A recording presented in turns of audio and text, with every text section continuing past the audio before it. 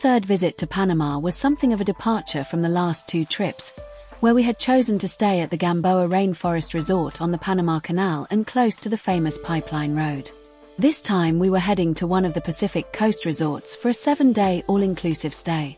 At the time this necessitated a 2-hour coach transfer from Panama City, but now a new airport near the coastal strip delivers holidaymakers almost directly to their hotels. So the Royal Decameron Golf Beach Resort at Farallon would be our temporary base, although a hire car would give us plenty of mobility and a couple of nights had been booked at a B&B in the mountains. We were looking forwards to seeing the slightly different avifauna of the Pacific coast. This offshore island teemed with magnificent frigate birds, brown pelicans, brown and blue-footed boobies, all easily watched through the telescope we had thoughtfully packed. Just off our balcony the trees played host to red-legged honeycreeper, yellow-green vireo, blue-grey tanager and palm tanager. Nothing new but always good to see. We didn't see them back home, after all. A morning stroll around the golf course, not in use much in the rainy season, supplied good views of western cattle egret. We were waiting for the car hire office to open so that we could pick up our vehicle and escape to the Coclay grasslands. Here we hoped for the grassland yellowfinch, native to tropical South America but with some small populations at a few sites in Central America, of which Coclay is one. As we were looking, we did find distant red-breasted meadowlarks. These used to be known as red-breasted blackbird and we'd previously seen them in Costa Rica, Ecuador and in Panama. Not new then, but very nice to watch.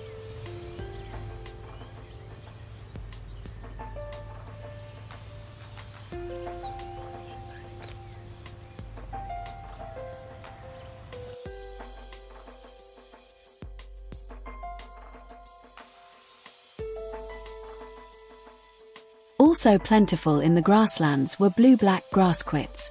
These were amusing as they jumped up from perch to perch, or from a single grass stalk, presumably in some sort of mating display. At some places the fields were full of little dark birds, bobbing up and down, and emitting a zizek call on each bounce.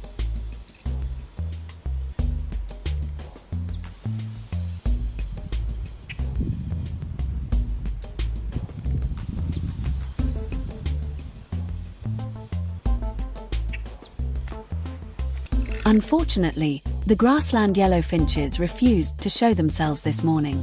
Oh well, we had time to return and search further during our week. Now we decided to explore more of the area, finding an aplomado falcon sitting in a roadside tree, typically sitting on the sunny side, but at least it stayed put and gave us a pugilistic pose.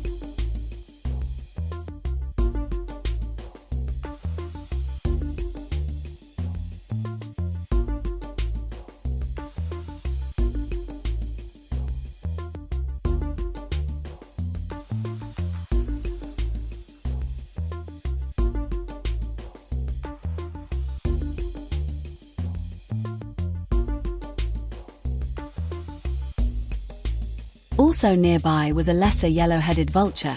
It was in a field behind a tall hedge, which must have hidden us from it, but also led to difficult photography conditions.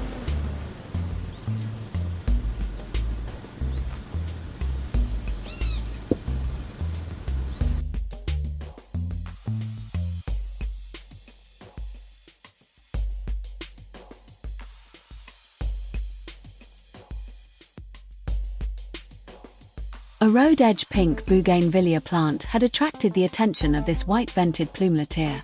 We were a little confused by the seemingly pale cap on this bird, until we realized that this was a dusting of pollen on its head.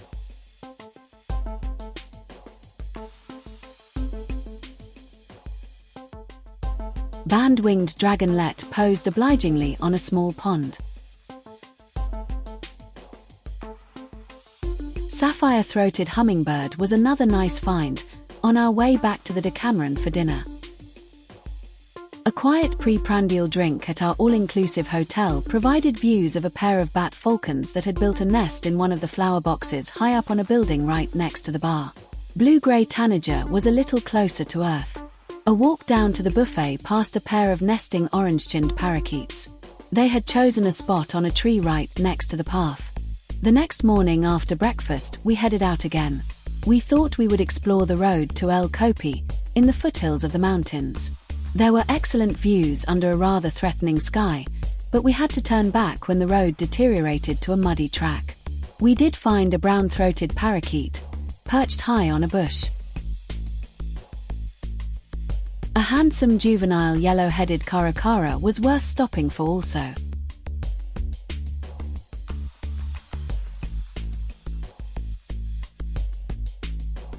Instead of retracing our route from El Kopi, we made a circular tour via Penonomé, enjoying more mountain views. We had heard of a marsh, Ciénaga de las Macanas, with access to a small lake. We found it, but it seemed to be abandoned. Undaunted, we scaled the odd gate and explored, finding grey-cowled woodrails in the lake margins. There was good birding on the access road too. Aplomado falcons, crested bobwhites, and a squirrel cuckoo all showed well. The icing on the cake, as we were watching the squirrel cuckoo, was a mangrove cuckoo, wholly unexpected and very welcome. We had been wanting to see one of these for a long time, since Florida in 2001 when we had visited prime habitat and had dipped. Now it was safely on our lists and all the more welcome for being a complete surprise. It was a very memorable encounter with a very handsome bird.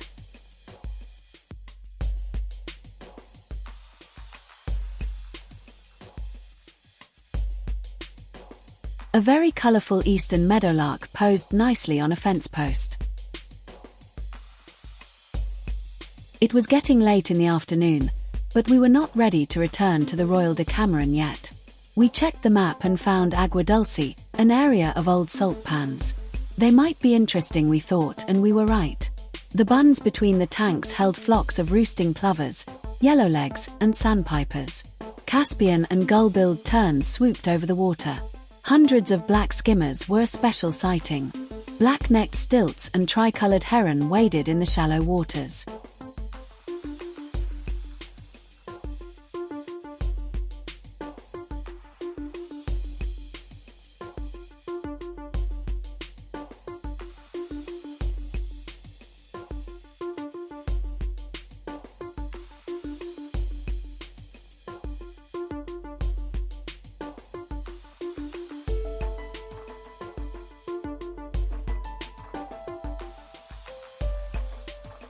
Semi-palmated plover is not too rare, but a roseate spoonbill was a bit more interesting. Pity we only got this mystery bird pose.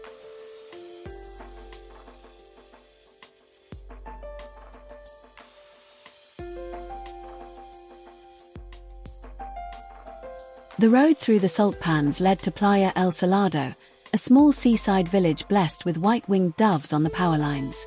On the way back, a handsome adult yellow-headed caracara explored the undergrowth at the side of the road before finding a perch in a tree.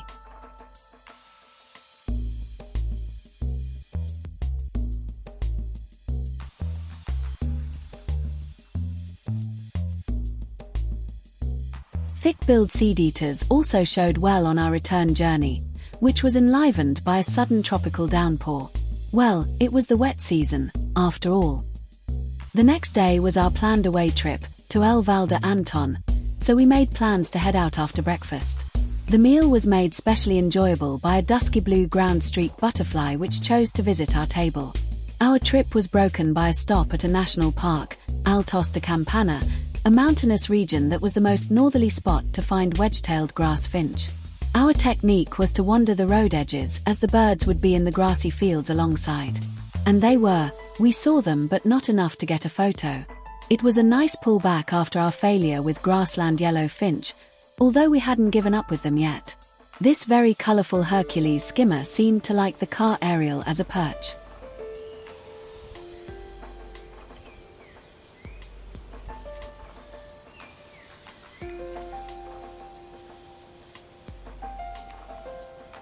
El Valle de Anton is built in the crater of an extinct volcano.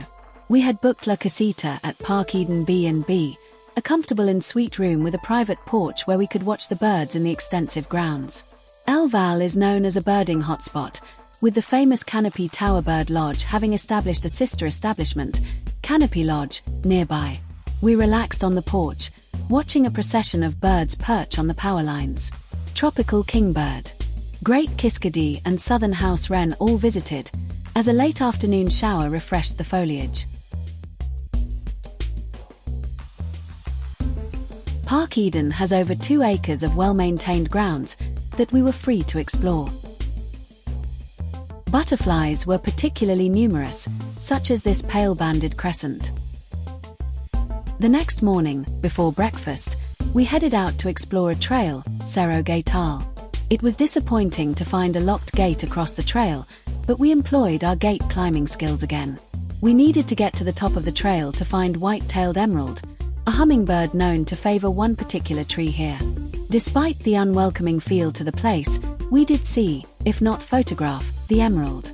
Then it was back for a lavish breakfast at Park Eden before we headed back out to the Las Minas Trail. This one was much better, no dodgy access and dusky-faced tanager showing well.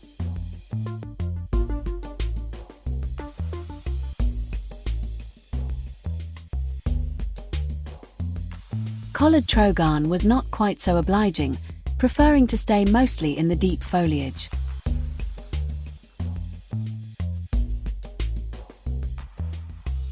On the way back to Park Eden, we found a white-lined tanager adorning a barbed wire fence. These birds rarely show the white line on the wing when perched, so they can be a bit of an ID challenge. They are a bit nondescript after all.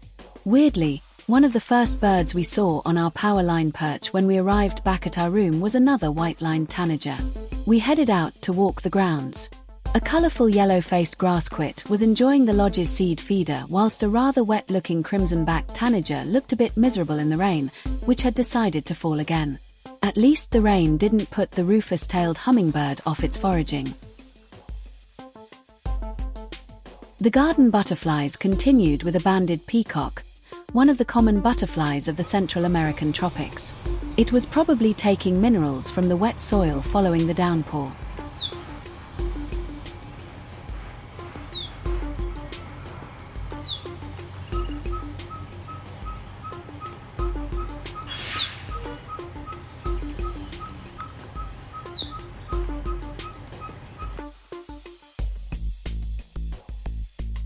Our last morning at Park Eden, and we were up before breakfast once again, heading to a track at a place called Cara Iguana.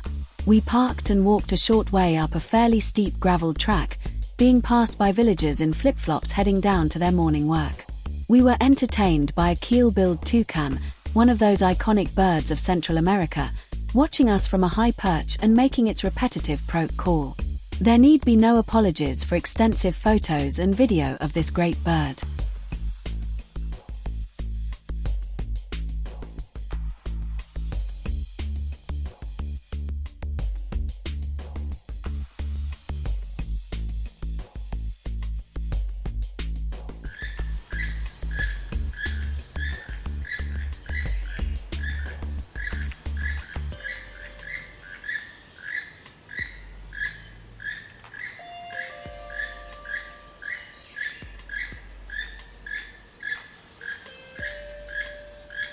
Nearby, a red-crowned woodpecker foraged in a dead tree bough.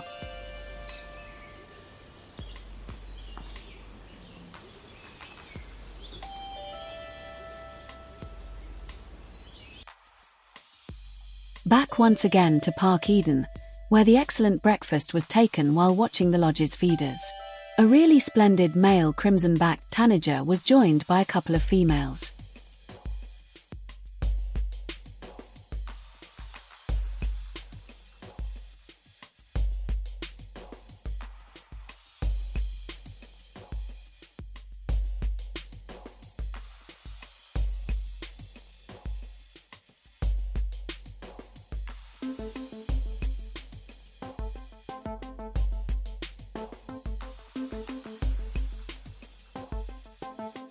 The tanagers were followed by ruddy ground dove.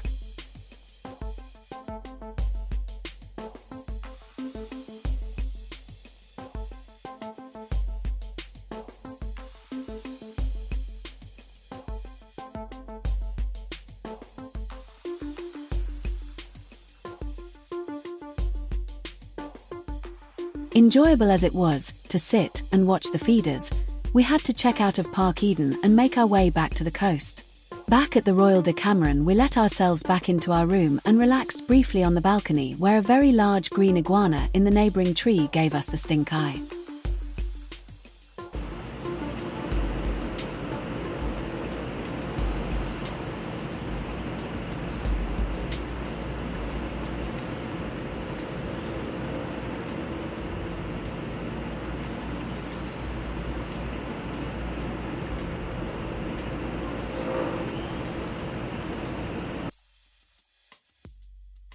Flocks of brown pelicans flew down the beach.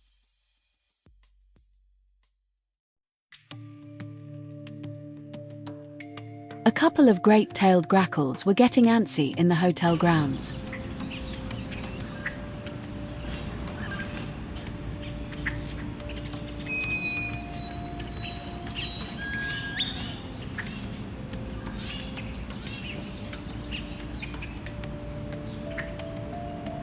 We were heading to the Cockley grasslands again. Those grassland yellow finches would not find themselves. They were still proving elusive, but we enjoyed views of grey-headed chachalacha, looking rather out of place on the top of a bush.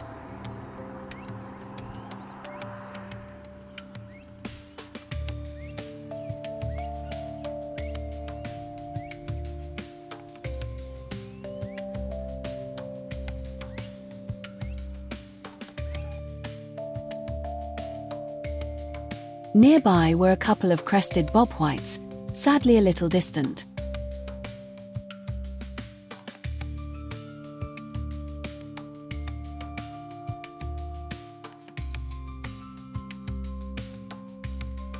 Just for a change, we found an adult crested caracara. These seemed rarer in this area than the yellow-headed caracara. Fork-tailed flycatcher is always nice to see too. A small roadside marsh held a few black-bellied whistling ducks and wattle jacanas.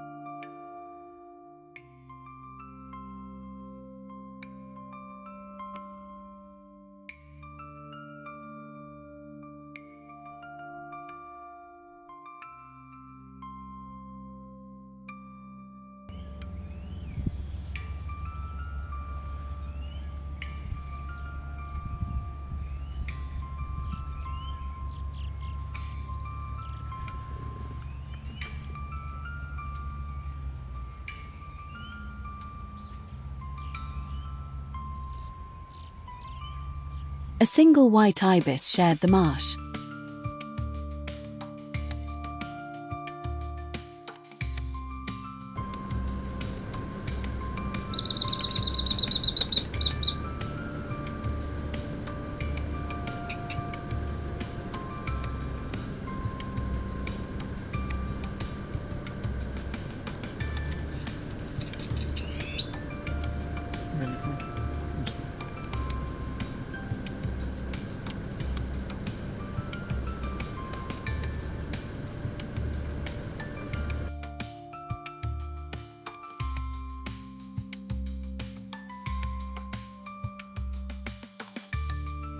A roadside hawk lived up to its name.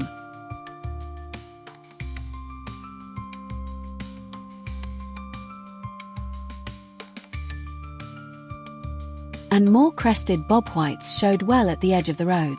This was to be our very best views of this species.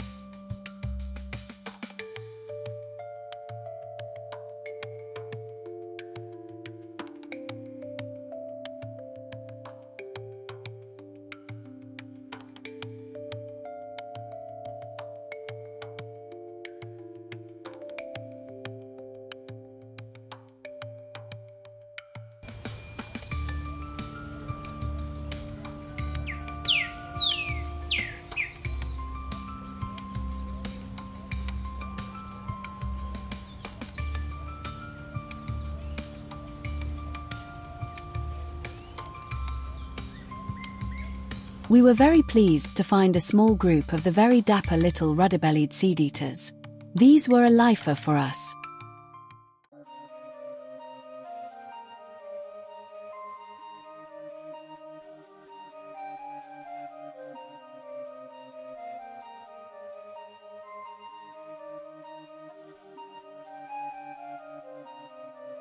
Oh, and even more yellow-headed caracara. These striking birds really were very common around this area.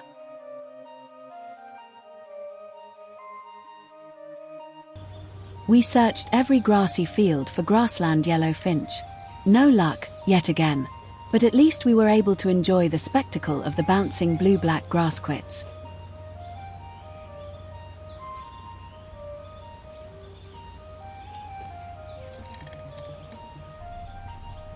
As we drove down the road, we noticed some movement in one of the roadside ditches. Getting out to investigate, we found that wattle jacanas had built a nest within a few feet of the road. Although undeterred by passing vehicles, the sitting bird was upset by us as we loomed overhead. To be fair, we didn't know she was there and we retreated very quickly.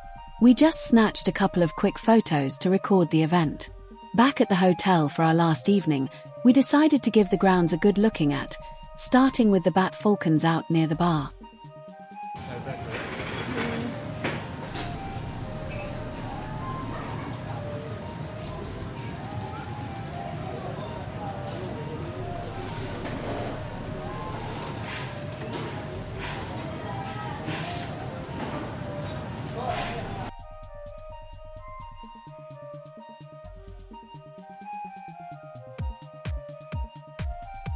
We walked on the beach for the first and only time this holiday, taking note of the offshore activity around the island and the brown pelicans flying overhead.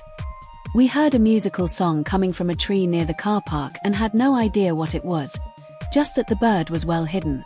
It took some maneuvering around before we got a view of a rufous-browed peppershrike, a surprise and a new bird for the trip, even at this late stage. It was joined on the list by a boat-billed flycatcher adorning a power line.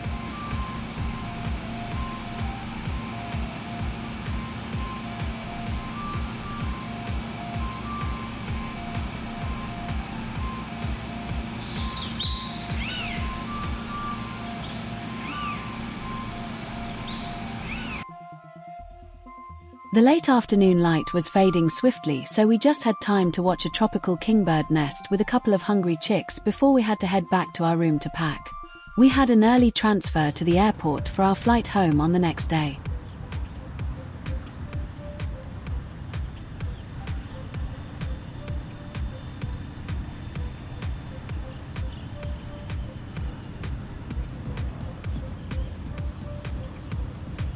So ended our third trip to Panama. It wasn't quite as bird-filled as our first two trips to the Gamboa area and in the winter months, but we did well with 185 species, including some special ones. It was a great example of how a relatively cheap package holiday can still be good for birding, as long as you don't mind working for the birds. We still prefer the Canal Zone and Gamboa for location, but we were glad to have experienced the coast and mountains. For more information on our Panama trips, see our travelogue on Amazon and our other videos on our YouTube channel. Fancy some Mexican birding? We have videos on our YouTube channel and travelogues on Amazon. We really hope that you enjoyed our video. If so, please take a moment to like and subscribe to our channel so that you don't miss our other videos, all about birding in great places around the world. Thanks for watching.